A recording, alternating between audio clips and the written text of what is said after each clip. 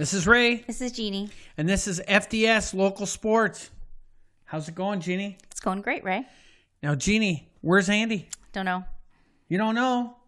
He's gone missing again? He is missing. He's missing again. Folks, this happens frequently with Andy. We don't know where he goes. He doesn't give us any warning whatsoever. We've been checking his Facebook, Twitter. We've been calling and messaging him with no response. You can see his picture here below. If you see this man, please go to our Facebook page and send us a message and let us know where we can find him so we can go pick him up and bring him back home here to the locker room. Now, Jeannie, one of the things that Andy looks after is the locker rooms. Mm-hmm. He picks it every week where we're going to film. Mm-hmm. That's a lot of pressure for me. It is. I know you want a clean locker room. I do. How do you feel about the locker room that we're in? It's very nice. It's very clean. It's tidy. Well, these guys did a pretty good job of cleaning up after themselves. They did. So here we go. We ready to talk some football? We're ready. Let's go. Let's start with the AUS because we had a big game on the weekend. Two big games.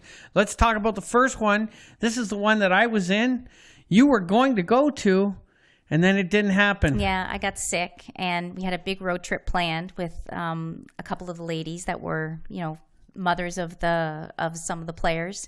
Unfortunately, I couldn't make it. So plans are changed. I ended up watching the game on AUS television. AUS television. Yeah. There you go. Yeah. This was a big game. Acadia, both these teams right off the bat, there was intensity right off the get-go in this game. Acadia started off the scoring with a 4-yard run by Dale Wright, and the score really went back and forth in the first half. And continuing into the second half, Troy Downton ran the ball in for a touchdown, which was followed by a beautiful touchdown into the end zone for Acadia to Cordell Hastings. And then Acadia followed that up with a running touchdown by Alex Laurier. So, again, this game just kept going back and forth. Mount A, with the last few minutes into the game, had the ball and was marching downfield for victory. Okay, they were making plays down the field, and they were heading down towards the Acadia goal line, and around at the 40-yard line with about a minute and 40 seconds left to go in the game, something very big happened. Pick six, Rory Kelly. Rory Kelly, number 23, Moncton's own, picks off a pass out to the wide receiver. It was kind of a wide receiver screen. He bit on the play. He takes it 68 yards downfield for a touchdown, Jeannie. And that ended the game pretty much for Acadia.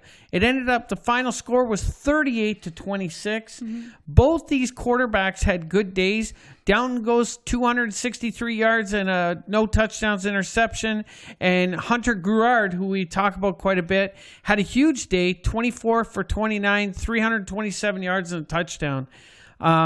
It was really a great game by both these teams. Couple other stats I just want to throw out there. Dale Wright didn't have his usual day running the ball. He put up 41 yards with a touchdown, though.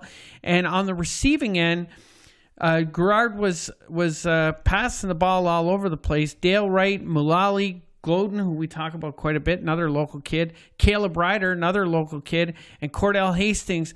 Hastings had a touchdown out of the group of them, but they really, Acadia really played well. And at the same token, let's talk about Mount A because they did too. Chris Reed, 2 rushing touchdowns. Our good buddy Josh Hicks, 7 catches for 79 yards. And one of the things that we've been talking the most about Mount A in the last week was the fact Aiden O'Neill only touched the ball once in the prior game. We talked about we need to get the ball more to Aiden O'Neill. He had 4 catches for 75 yards. So this just didn't work out on the road for Mount A. They got a big game coming up this week, and we'll talk about that one in a few seconds. Okay. But before we talk about that game, we got to talk about their opponent because their opponent for this week coming up played at home against Bishops last week. Bishops is in a tough spot right now because they lost their starting quarterback in the first quarter of last week. So they had a couple rookies playing this week, Jeannie, and they had a really tough day out there against that X offense and defense because they lost the game 42-2. Bailey Wasdale, the quarterback for X, who we've talk about often. He had a huge day out there.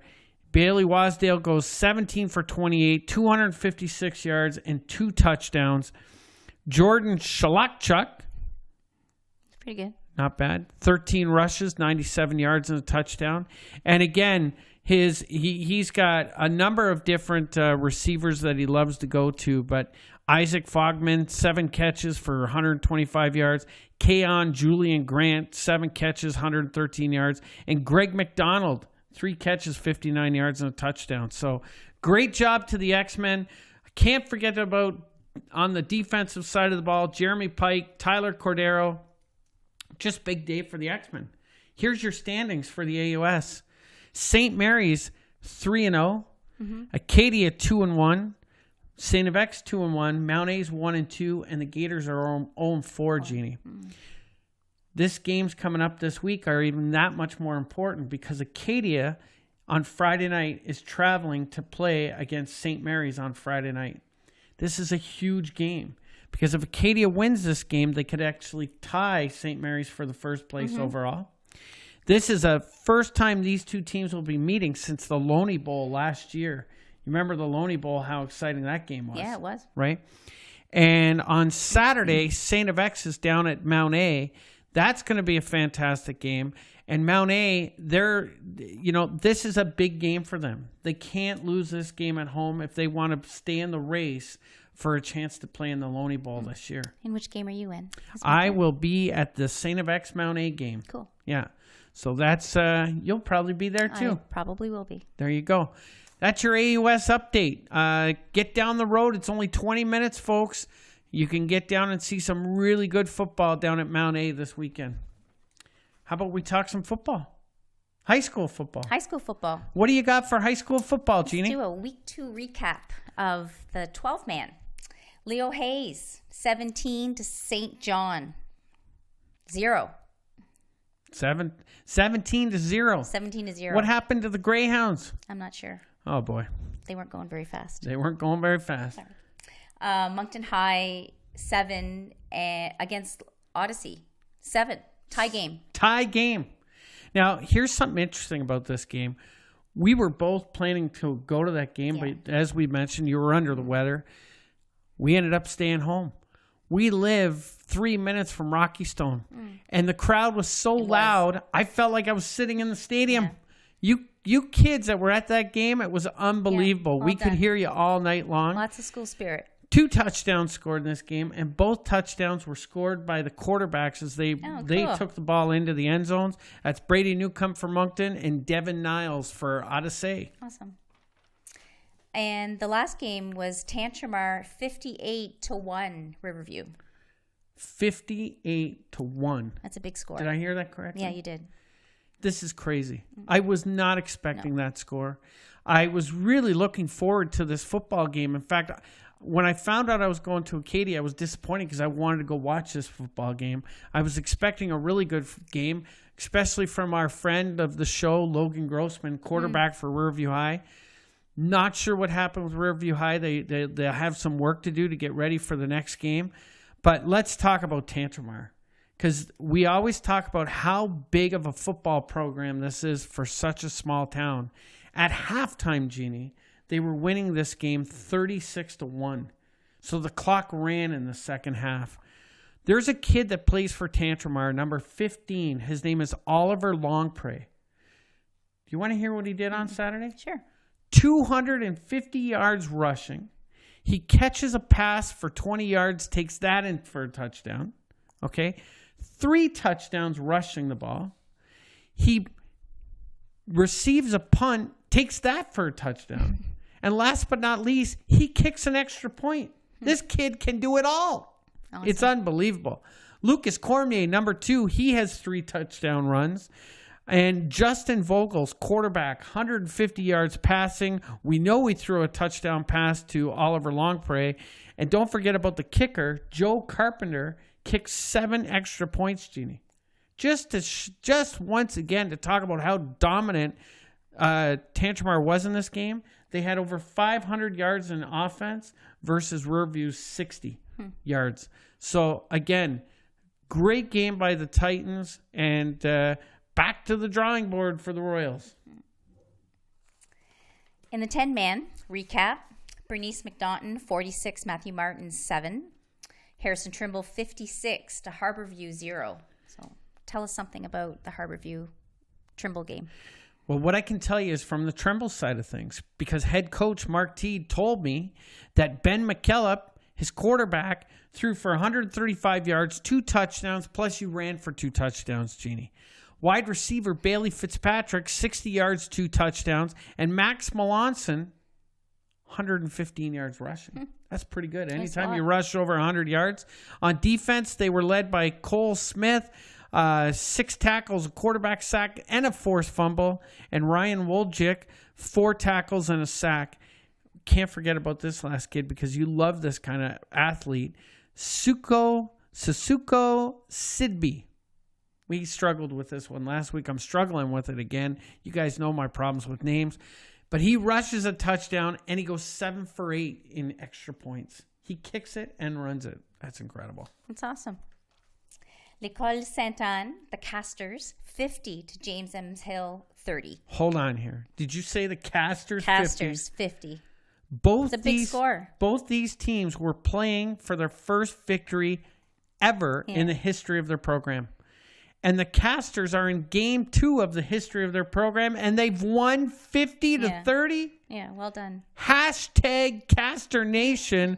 We've copyrighted that here at First Down Sports. Congratulations to the Casters.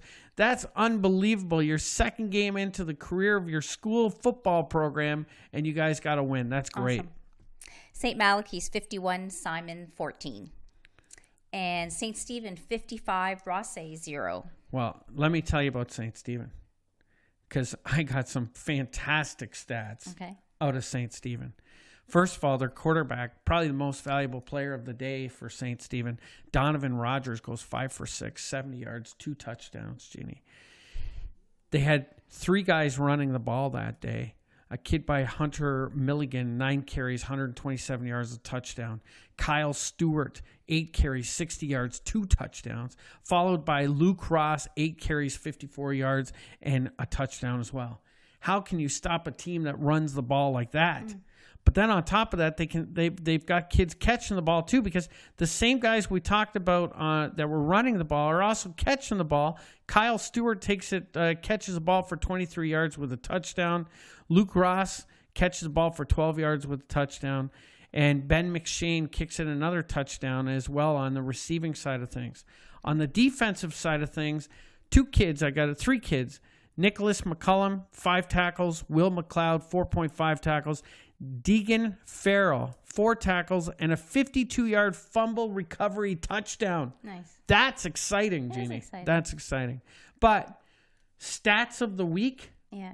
Stats of the week. They look pretty good. They go to Neil Grant, head coach Neil Grant of the St. Stephen Spartans.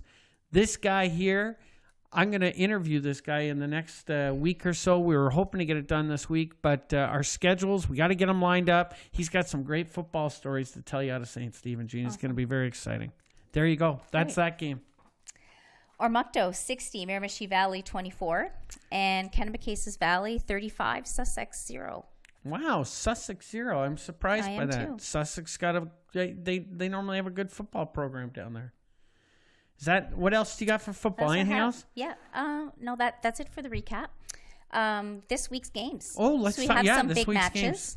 Games. For a 12-man on Friday, Tantramar at Rocky Stone against Moncton High, Purple Knights. Wow, that's going to be a big game. Yes. These two teams don't like each other. No. It's well known they don't like each other. In fact, I've heard numerous stories about the dislike, and this is going to be a heck of a football game if you can get down to Rocky Stone on Friday night. These two teams, they both have great quarterbacks. They've got good programs. Get down to the field Friday night, 7 o'clock, Rocky Stone, to see a great football game. I think it's good to have that passion that you really want to beat the other team. I think it's really fantastic. I think it's really awesome. I think it's going to be a good game, so you guys should get out there to see this one. On Saturday, Lottacy at Riverview. That should be a great game, too. It will be very interesting to see how Riverview bounces back from that loss against the Titans. Yep. 10-man on Friday night, St. Max at KV, Ormocto at Trimble, And on Saturday, it's Sussex at St. Stephen. There you go. That's your high school wrap-up. There you go. So we'll see you guys out there. I have one more topic to talk about before we get out of here. Sure.